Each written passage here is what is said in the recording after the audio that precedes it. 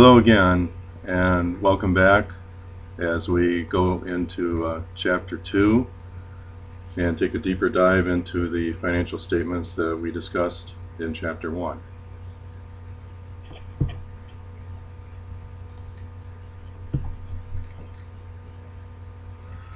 In this chapter, we'll cover the following objectives. First, we will identify the sections of a classified balance sheet. Then we'll identify and compute some financial ratios that help us analyze the company's profitability beyond its bottom line income. We will then review the relationship between a retained earnings statement and a statement of stockholders' equity and see that they are quite similar. We'll also look at how ratios are computed that analyze a company's liquidity and solvency using the balance sheet and further evaluating solvency using the cash flow statement. We will end by explaining what is meant by GAAP, or generally accepted accounting principles, and discuss some financial reporting concepts.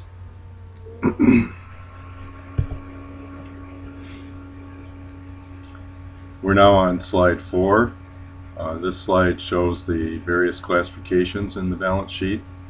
Remember, the balance sheet is based on the formula we discussed in Chapter 1, that is, assets equals liabilities plus owner's equity. That is, the total assets of the company are equal to the sum of the amounts representing claims of creditors and the claims of owners. So those two sides of the equation obviously should equal each other. The middle column of this slide outlines the use of ratio analysis to take us deeper into the company's profitability, liquidity, and solvency than simply reviewing the financial statements at face value. Information from each of the 4 financial statements can be used in computing various ratios that may be meaningful to both inside and outside parties.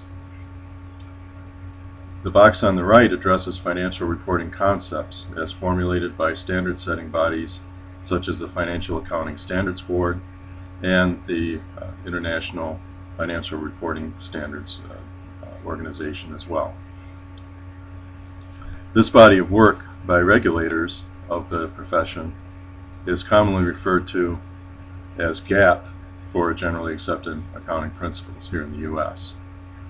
Remember, in Chapter 1 we discussed the International Financial Reporting Standards, the IFRS, and how these standards are gaining traction for worldwide adoption.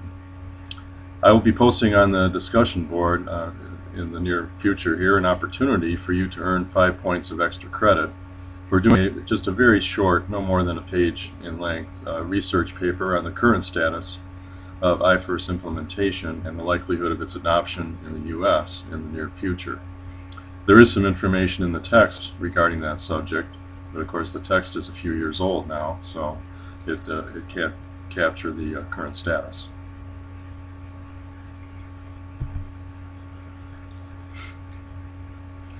Here are the standard classifications for the balance sheet on slide 5, on both the assets and liabilities and stockholders' equity sides of the statement. Note that the presentation of assets always starts with the current assets, that is, those that are the most liquid and convertible more quickly to cash than some of the longer-term assets. The current assets will include accounts such as cash, accounts receivable, office supplies, materials or merchandise inventory, and so on.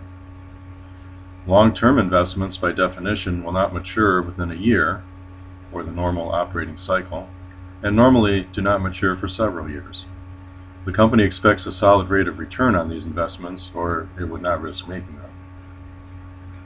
Property, plant, and equipment are the main drivers of the company's operations and are expected to last for several years at least. Buildings are often depreciated over 40 or more years, implying that that's the expected useful life of the facilities, while heavy equipment may be more in the 5 to 10 year range. Intangible assets are those that have no physical properties besides perhaps an official document, but are nonetheless valuable resources of the company.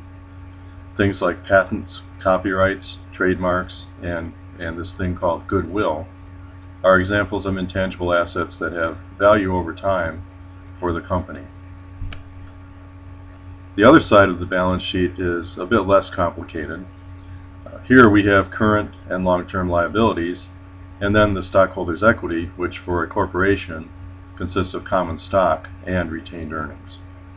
Now, in Chapter 1, I think our retained earnings statements were limited to either a non-corporation scenario or one where we assumed that no common stock had yet been issued.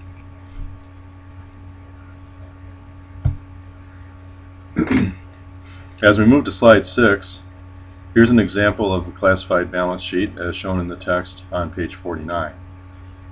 Notes receivable, if you take a look at that for a moment, are more formal than accounts receivable in that a note or a promise to pay is signed by the customer for the sale of the product, versus an account receivable, which results from sales on credit, normally, of course, using credit cards.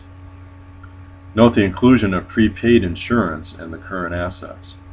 When the insurance coverage is used, that is, as the policy period being covered moves toward the expiration date, the amount in this account is reduced, that is, credited, and an insurance expense account is debited for the amount of the insurance premium that has been used up.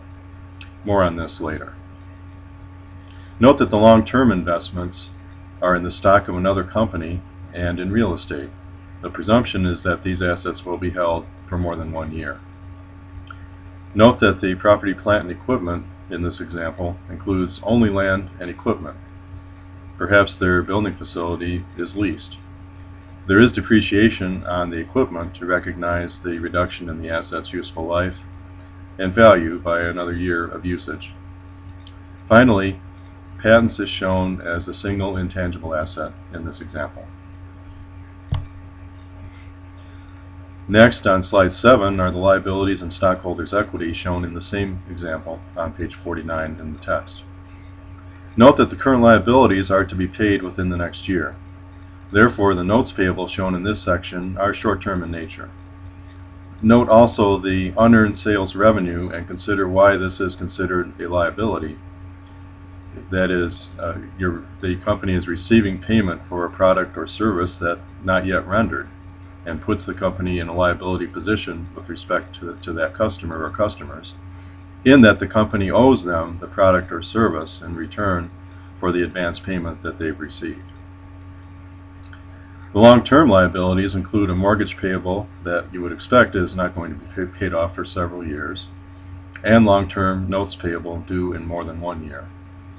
Remember that the retained earnings amount on the balance sheet comes from the statement of retained earnings ending balance.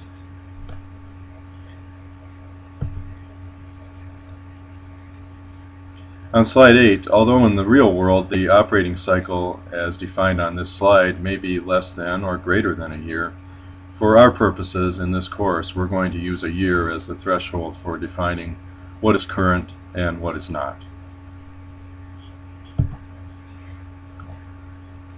Moving to slide 9, note the statement in yellow. That is an important takeaway about the presentation of current assets in the balance sheet. That is, that they are normally presented in the order that they expect to be converted into cash. On slide 10, the practice exercise here. It should be pretty easy for you to determine that the correct answer to this question, given the discussion we've just had, even if the answer wasn't already circled for you.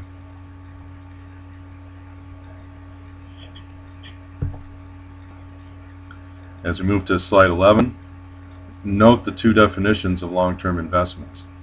It's interesting that land or buildings that are not currently used are considered in this category.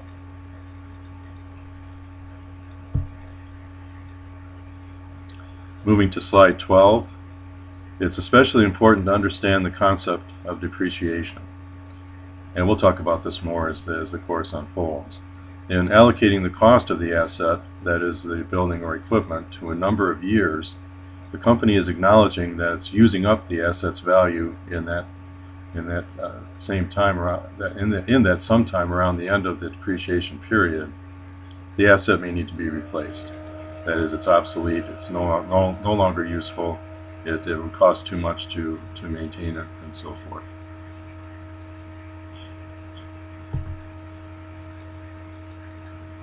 As we move to slide 13, note on this chart that the accumulated depreciation may apply to all of the property, plant, and equipment accounts shown here except for the land.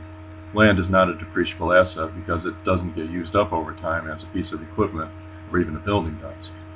In fact, as we can observe in the real world, land can appreciate significantly in value over time, although it has been an accounting principle to record assets at their cost, not market value. This is changing as well, but that will not affect what we're doing in this course. In slide 14, this slide shows a typical presentation of intangible assets. You should understand why each of these is a valued resource for this company that provides an economic benefit, as discussed in the text.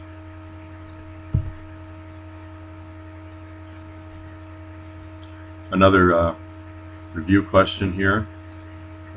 This should be pretty self-evident after the recent discussion that patents and copyrights are examples of intangible assets, not the other three choices. As we move to slide 16, note that the order of presentation followed in presenting current liabilities is somewhat different than that for current assets.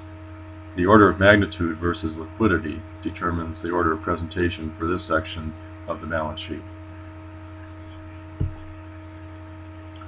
Slide 17, and here is an example shown on page 53 of your text of a current liabilities section. Note that the current maturities of long-term debt, the amount payable within a year, is listed as a current liability, although it's part of a long-term liability. And on slide 18, the long-term liabilities are usually not numerous. Again, they're presented in the order of magnitude.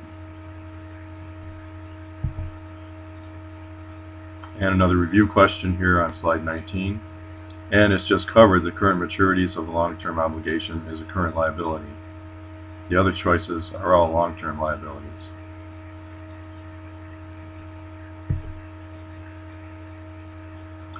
And on slide 20, as stated before, stockholders' equity consists of common stock and retained earnings as defined on the chart.